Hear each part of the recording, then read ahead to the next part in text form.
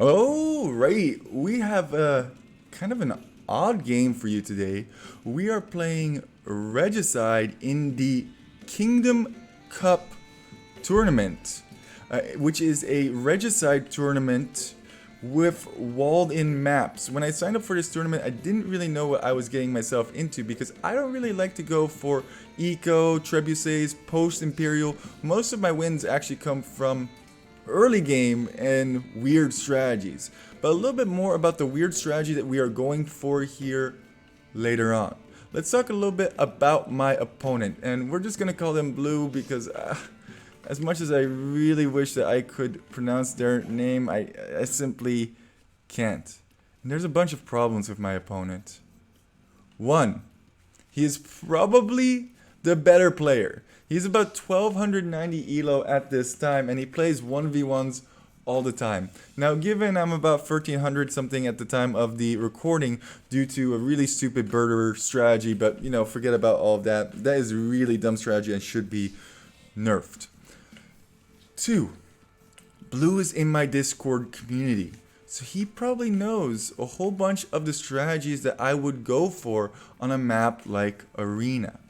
But I hadn't posted the video of this strategy quite yet. So I'm hoping he doesn't know my strategy. I am going for the Sicilian Siege Tower Hop into Castle Drop. And I know what you're asking me right now. Isn't that going to fail utterly because your opponent already has a castle? Well, I guess that's what we're here to find out. A couple of things that are going for us with Sicilians is the following. Sicilians have this wonderful bonus where castles and town centers construct 100% faster. So when we hop those villagers over the wall with siege towers, it's like we have 20 villagers constructing that castle. Another thing that I really like about Sicilians is their sergeants. Sergeants are great for harassment and also great at keeping your castle safe from any rams. I think rams is really the only way to take out a castle in Castle Age. Yeah, but you could have like 75 longswords around the base of a... Yeah, sure. I'm sure you could do that as well. That's fine. Now, when I normally do this strategy, I go for 26 pop up. But since we're playing on Regicide, I figured that I could maybe get away with a pop or two less. So we're going to aim for 24, 25 pop on this particular setting. Another thing to note is that the gold and the stone is reduced. So we're going to have to make up for that at some point. We already put a villager onto gold, and later we're going to overdo the stone a little bit just to make sure that when we get to Castle Age, we have 650 stone in the bank. We are going to speed up just ever so slightly just so that we can get to that juicy action. Now, what I'm doing with my scout is I'm desperately looking around to see if I can spot that castle. Was that his king? Was that his king? That was his king. Oh, ballsy. Scouting for relics, scouting for a whole bunch of stuff is my opponent. If we can find the castle, we will know where we should hop over. Preferably, I would like my castle to be in range of the base of my opponent's castle so that if I send rams to ram down his castle, my rams will be protected by my castle fire. We did actually go for 25, not 24 pop up, and as soon as we are up, we are going to construct a market and a blacksmith. My opponent is playing as melee, so he's going to be up, I think it's like 66% faster or something in that nature. So he's going to be up like that, which is quite scary. Although I was feeling quite good because we are already in feudal for quite some time, and it looks like we're going to have the resources required to go up. Now, as we click up the castle, we need to have two things. I mentioned before the 650 stones, so we are going to overdo it a little bit. We have 9, and we have these additional free villagers that are going to join that party as well when they're done constructing this blacksmith and this market. Then, we also need 400 wood. The reason that we need 400 wood is because we need to construct a siege workshop, And we need to construct a siege tower. We're also going to need 160 gold for that siege tower, which I was hoping this would be enough for, maybe. I don't know. And our new villager that we created also went to stone, so we actually have 13 on here. We will pull one off eventually, but we're going for a very, very low eco approach, which is not something that you normally see on regicide games. And we have clicked up, as has my opponent, but look how much faster he's going up than I am. Eco upgrades. Who needs those when you have siege towers and castles? As we get to castle age, immediately going to, oh, he was actually faster. He was actually faster, even though I clicked up way before him. Immediately go for that siege workshop, and then we are going to collect some more stone, and we are going to hop into that siege tower and hopefully drop him. Now, I hope that you remember where that castle was before, because I can't see it, so I'm going to make you guys sweat with me a little bit.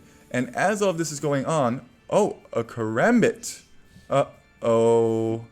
Uh-oh. That's a lot of karambits coming my way already, which I was not aware of quite yet. We're going to hop into this siege tower.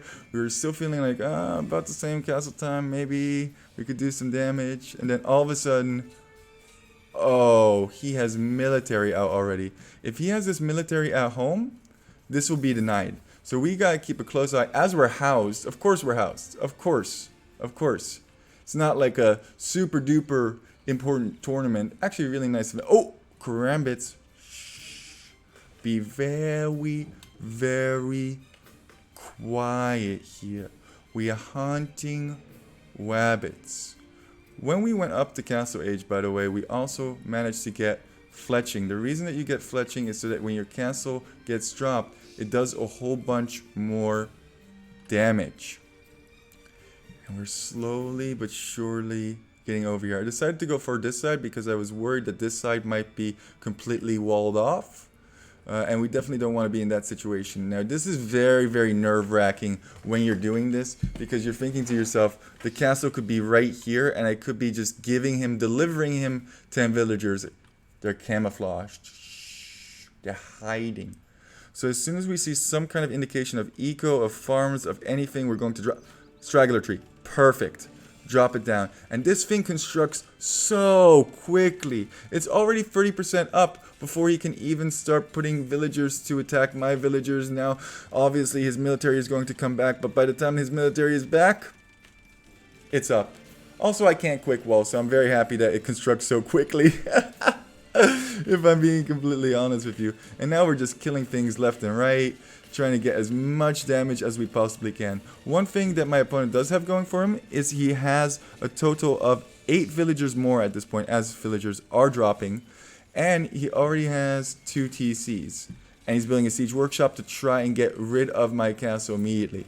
Now, we don't want them to attack the base over here, so that's where those sergeants come into play. And they're going to try and keep my base nice and clean. But I thought to myself, you know what? We need the most powerful tech in all of Age of Empires 2. We need murder holes ASAP.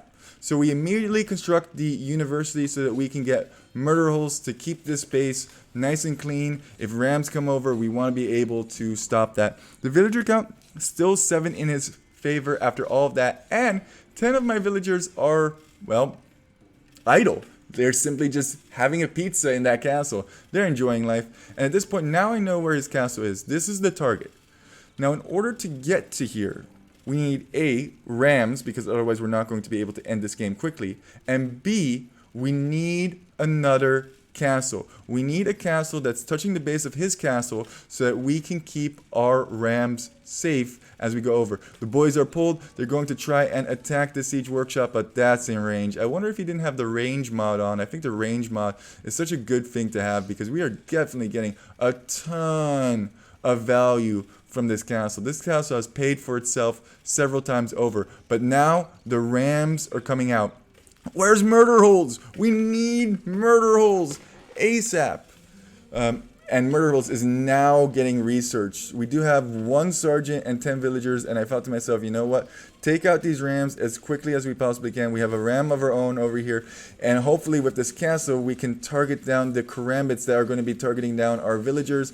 And this was just an epic click fest of messy goopy-de-guck, and I don't really know what's going on at this point. I just hope that I have enough villagers to stop these rams, as Murder Holes is still not in. We need Murder Holes! Murder Holes, please! And we get that and we hop back in, and at this point I was feeling pretty okay. I was feeling like the game had kind of stabilized. We could take down this ram, no problem. You definitely don't want to trickle ram, even bringing our ram back to get that ram.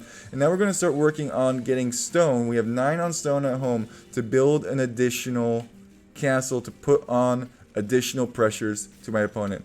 This 1x1 ram stuff, that's not going to work. We're actually going to send over our 7 villagers. We've only lost 3 so far, so that's actually quite favorable. And we only have 2 on food. Our eco at home is an absolute joke. But you know what? It is what it is. He's even walled this in. That's kind of funny. I think there's actually still a tile gap over here, so I could still get my rams out. And we are definitely going to keep producing rams when we possibly have the resources for it. But this push has kind of stalled now at this point. It is right in the middle of his base, which is super annoying. And we're actually, you know, there's nothing to target, so we might as well try and free this up a little bit better. At home, not much going on. We still have the siege tower. That's something. We have 115 pop capability, but that's not going to help us very much. We have 23 villagers working at home, and we still have 7 villagers over here. I was just trying to get another castle at this point. I think if I can get another castle, we can really do some damage. And obviously we need to get some additional rams. Now he's going for mangonels to stop my rams because he doesn't want his castle to get pushed down or any of his buildings to get pushed down. I think he actually even managed, yeah, he did get the relics, but he's so distracted at this point from this push that's going on. If he stops this push, he wins. If I keep this push, and I know that castle's not very far forward, but I felt like it was forward enough. Quick wall. Oh, fail. And go back into the castle, and we can just kill all these karambits. We'll take those for free. Thank you very much. Yeah, okay, you got the ram, but we don't really care about the ram. We do care about the, and the GG is called. I can't believe I pulled off this strategy on regicide, on arena, against such a strong opponent. This game was a lot of fun for me to play. Let's take a quick look at the statistics. 47-8. Economy way in Blue's favor. Technology, kind of in Blue's favor. And actually managed as a burp. And the villager count, obviously in his favor as well. And this is our timeline. We were actually still behind economically. I don't know if he needed to call the GG in that particular situation. I think he could have played on a little bit longer, but the problem with this is now this TC is in a very precarious situation. This is probably going to go down due to those sergeants. I don't think he realized how all in I actually went. But yeah, that's the siege tower hop on arena regicide style. Thank you guys so much for walking. We'll have game 2 and game 3 up as well.